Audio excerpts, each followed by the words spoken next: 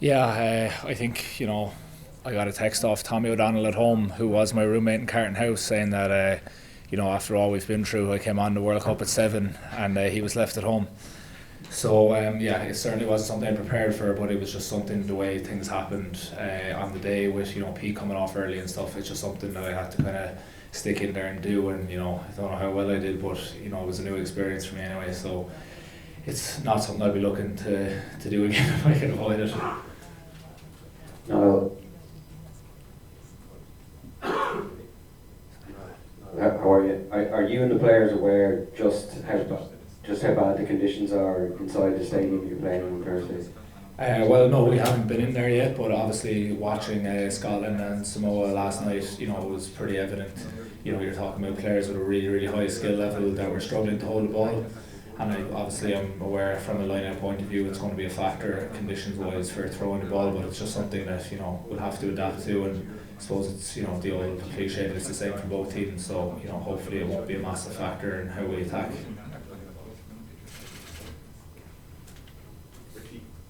Richie, there's discussion back home about the match last Saturday, about whether there's been discussion back home about whether the Japanese players are more skillful than the Irish players, and they're still passing the way they got to the edge and aren't able to do that. Is that an unfair criticism of the team, and is it an unfair assessment?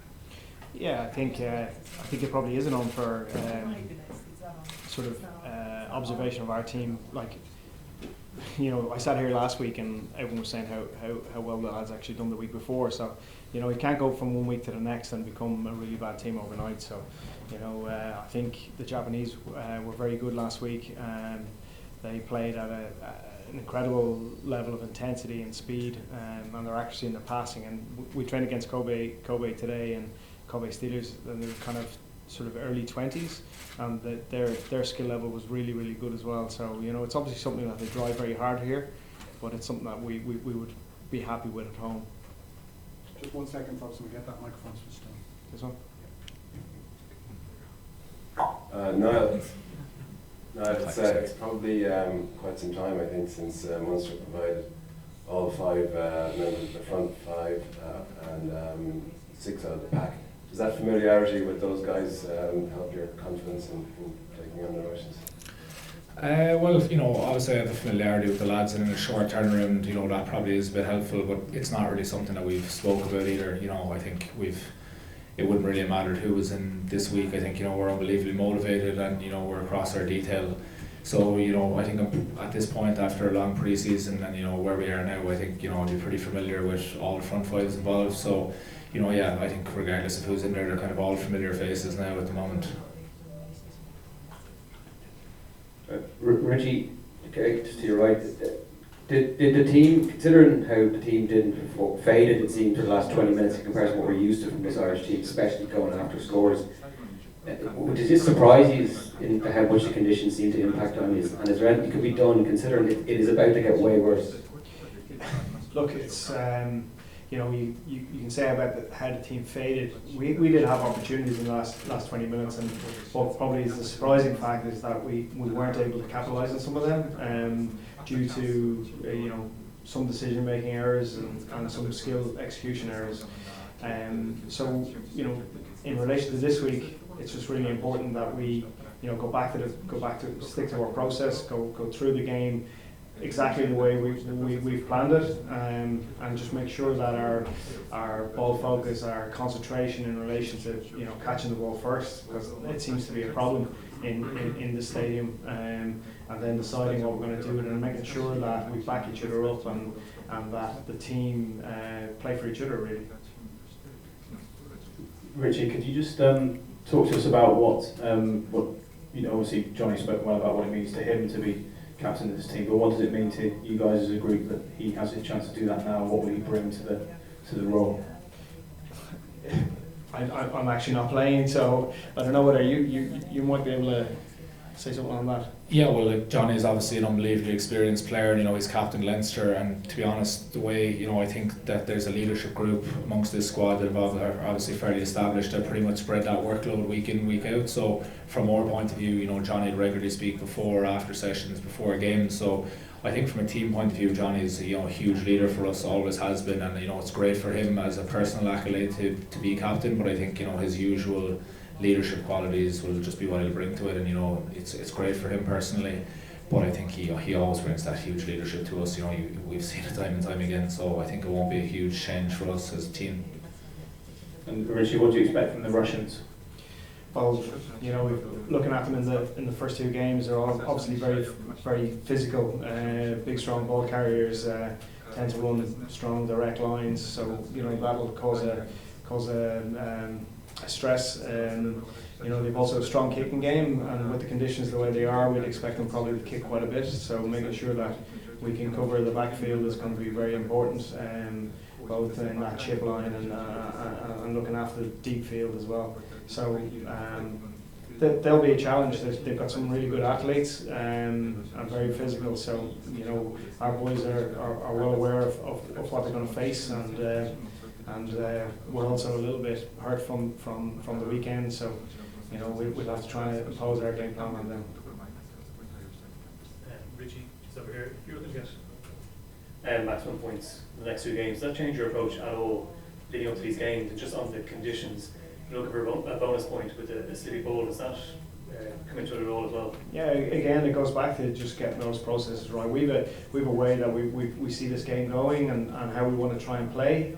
So it's very important that we try to stick to that and keep our focus and be very much moment by moment focused, so that if we can build enough of them together and enough positives, enough wins, well, the result should be able to look after itself. But field position on a night like tonight, or on a night like Thursday night is going to be crucial. I know it's a completely different.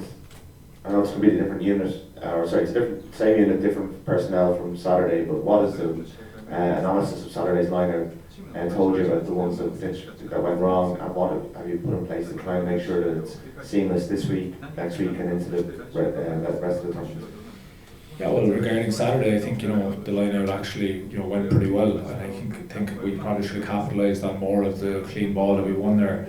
In the first 20 minutes, I think it was 7 line-outs or something, which is very, very high. And I think we did quite well, as you saw in the first 20 with that line-out ball.